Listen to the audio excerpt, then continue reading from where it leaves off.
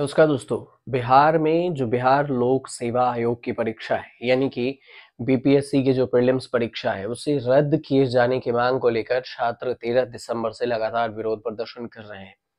28 दिसंबर को यहां पर छात्रों पर पानी की बौछारें भी की गई, वाटर कैनन से लाठीचार्ज भी हुआ। लेकिन ये पूरा मामला अब सुप्रीम कोर्ट में पहुंच गया है। सुप्रीम कोर्ट में याचिका दाखिल की गई है और इस याचिका में बीपीएससी प्रीलिम्स परीक्षा रद्द किए जाने की बात है।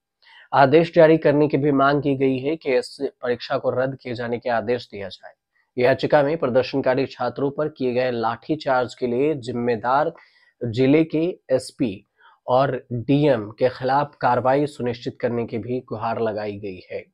सुप्रीम कोर्ट में यह याचिका शनिवार यानी कि अगर देखा जाए तो 5 जनवरी को दाखिल की गई, 5 जनवरी 2025 को।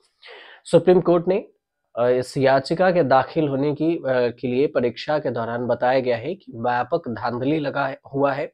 यह आरोप लगाया गया है कि परीक्षा में धांधली हुई है और इस पूरे प्रकरण की जांच सुप्रीम कोर्ट से रिटायर्ड जज की अध्यक्षता में सीबीआई से कराए जाने की आग्रह भी की गई है। याचिकाकर्ता ने यह भी कहा है उनके मुताबिक कि सुप्रीम कोर्ट की रजिस्ट्री से इस मामले पर जल्द से जल्द सुनवाई सुनिश्चित करने का आग्रह किया जाए और इस पर सुनवाई करे। कई छात्रों के भविष्य के साथ खिलवाड़ हो रहा है क्योंकि अनिश्चितकालीन भूख हड़ताल से मामला और भी गंभीर हो गया है। याचिकाकर्ता के मुताबिक सुप्रीम कोर्ट रजिस्ट्री से 7 जनवरी को सुनवाई के लिए इस याचिका को उचित पीठ के सामने लिस्टेड करने का भरोसा दिया गया है कि 7 जनवरी को इस पर सुनवाई हो सकती है। ये जो पूरा परीक्षा है उसको लेकर जो विवाद है वो विवाद है 13 दिसंबर को बिहार में बीपीएससी प्रीलिम्स परीक्षा आयोजित किया गया था और 2024 में 13 दिसंबर 2024 को पीटी परीक्षा आयोजित हुई थी। लेकिन इस परीक्षा के दौरान पटना के बापू सभागार जो परीक्षा परिषद है उसमें गड़बड़ी पाई गई। इसके बाद इस सेंटर पर विवाद भी हुआ, परीक्षा को आयोग ने रद्द भी कर दिया और इस परीक्षा को दोबारा 4 जनवरी 2025 को कराया गया। लेकिन 22 जो है इस बीच में पटना के 22 सेंटरों की जो परीक्षाएं थी वो भी आयोजित की गई और उसे कराया गया।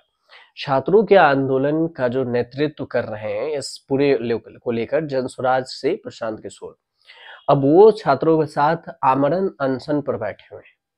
अनशन का चौथा दिन भी, 5वां दिन भी, छठा दिन भी बीतता रहा है और इससे पहले उन्होंने ये भी कहा कि परीक्षा 15,000 बच्चों की है जो कि बच्चे आंदोलित कर रहे हैं और 3.5 लाख से ज्यादा है, उनके भविष्य के साथ खिलवाड़ की बात है।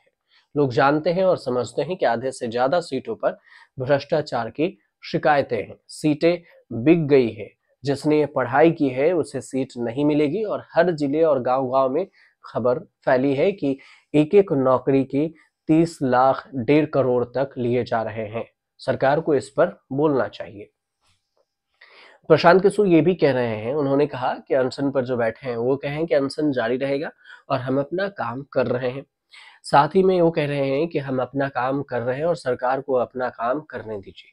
अनशन जारी रहेगा, मेरे पास कोई उठाने नहीं आया और जब कोई आएगा तो देखा जाएगा। मैं पिछले 2.5 साल से बिहार में काम कर रहा हूँ और अगर मैं राजनीति नहीं करूंगा तो फिर क्या करूंगा।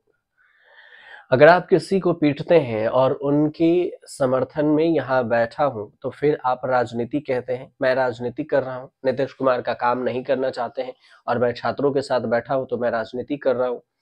वो सिर्फ खेल सत्ता के खेल रहे हैं और सत्ता खेलने के लिए ही बैठे हुए हैं। यही कारण है कि उन्होंने कोरोना के समय में भी बिहार के लोगों की मदद नहीं की और उन्हें बाकी चीजों की चिंता नहीं है, बल्कि उन्हें केवल सत्ता में रहने की चिंता है।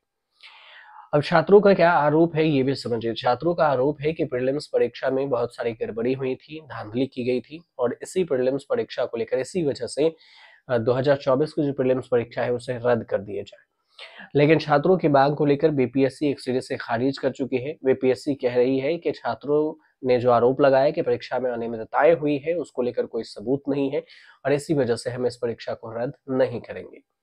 अब मामला सुप्रीम कोर्ट में पहुंचा है तो देखने वाली बात ये भी होगी कि सुप्रीम कोर्ट इस पूरे मामले को लेकर क्या कुछ फैसला सुनाता है और कब तक फैसला। 7 को तो तारीख दी गई है, लेकिन 7 को सुनवाई अगर होती है तो क्या कुछ इस पर फैसला आता है। अगर कुछ अपडेट आता है तो हम आपको जरूर बताएंगे। फिलहाल अगर जानकारी सही लगे तो चैनल को सब्सक्राइब कीजिए, शेयर कीजिए, कमेंट कीजिए।